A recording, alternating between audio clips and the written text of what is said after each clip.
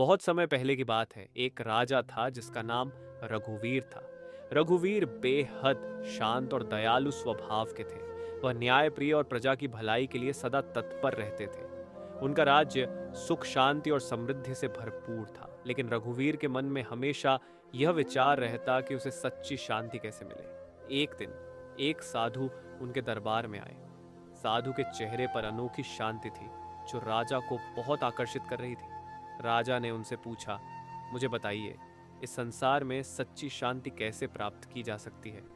साधु ने मुस्कुराते हुए राजा से कहा, हे राजन, सच्ची शांति पाने के लिए सबसे पहले अपने मन की इच्छाओं को त्यागना होता है। जब हम अपनी जरूरतों से ज्यादा की इच्छा करते हैं तो हम अशांत हो जाते हैं। शांति वही प्राप्त कर सकता है जो संतोष का महत्व समझता है।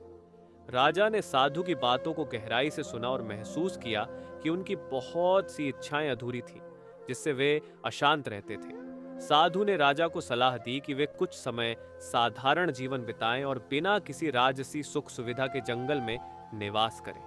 राजा ने साधु की बात मानी और कुछ महीनों के लिए अपनी राजगद्दी त्याग कर साधारण वेश में जंगल में रहने लगे।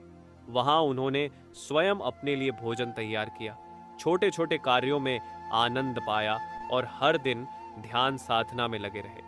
धीरे धीरे उनका मन शांत होने लगा और उन्हें हर चीज में एक अनोखी सुंदरता दिखने लगी। महीनों बाद जब राजा वापस अपने राज्य में लौटे, तब उनमें अद्भुत परिवर्तन आ चुका था। अब वे पहले से अधिक संतुष्ट, विनम्र और धैर्यशील हो गए थे। उनके इस बदलाव से राज्य की प्रजा भी प्रभावित हुई और पूरे राज्य में शांति और खुशहाली छा गई। राजा ने समझ लिया था कि सच्ची शांति बाहरी सुख सुविधाओं में नहीं, बल्कि मन के संतोष में है। इस तरह राजा रघुवीर ने जीवन में सच्ची शांति प्राप्त की और एक मिसाल बने कि जो व्यक्ति अपने अंदर संतोष और सादगी ढूंढ लेता है, वही सच्चे सुख और शांति को पा सकता है।